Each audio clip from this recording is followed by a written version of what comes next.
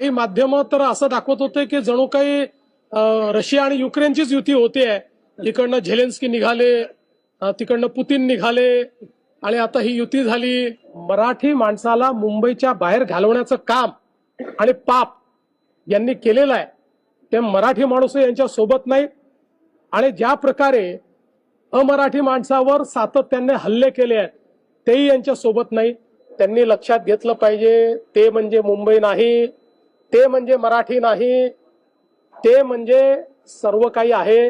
हा जो काही त्यांचा गर्व आहे, हा जो काही दुराभिमान आहे, या दुराभिमानामुळेच मुंबईकर त्यांच्यापासून दूर गेले.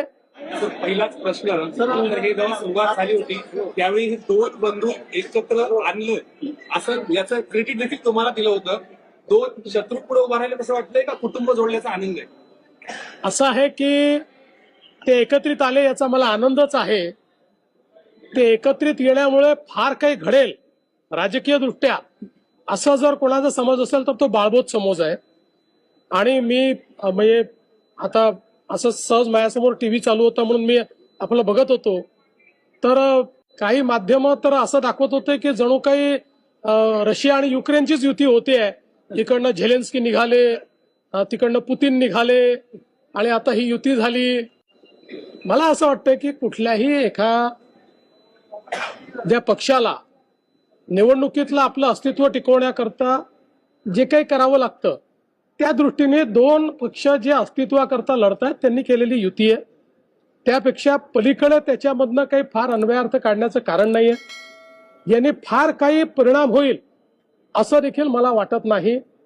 याचं कारण ज्या प्रकारे मुंबईकरांचा विश्वासघात या मंडळींनी सातत्याने केलाय, ज्या प्रकारे मराठी माणसाला मुंबईच्या बाहेर घालवण्याचं काम आणि पाप यांनी केलेलं आहे, ते मराठी माणूस यांच्या सोबत नाही. आणि ज्या प्रकारे अमराठी माणसावर सातत्याने हल्ले केले आहेत तेही यांच्या सोबत नाही.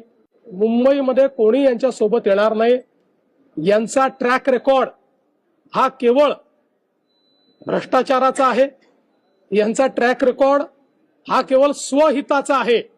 निवडणुका आल्या की भावनिक बोलायचं. आता भावनिक बोलण्याला जनता भुलणारी नाही.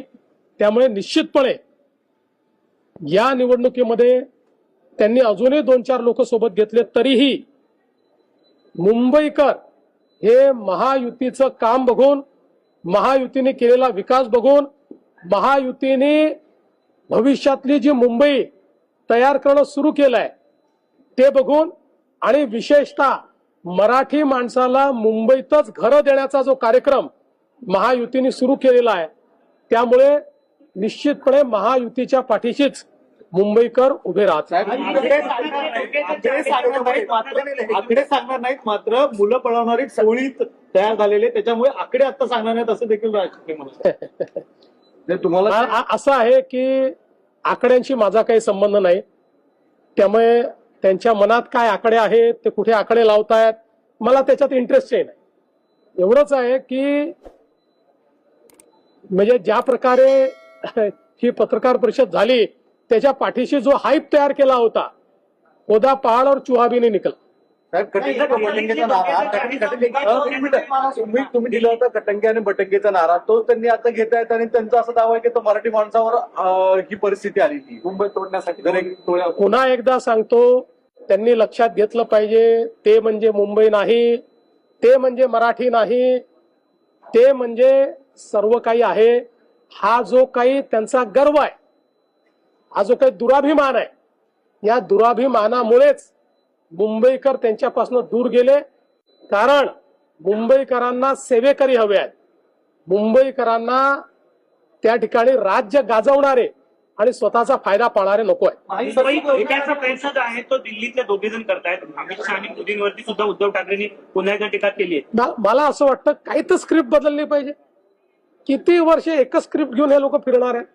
काही तर नवीन आणा.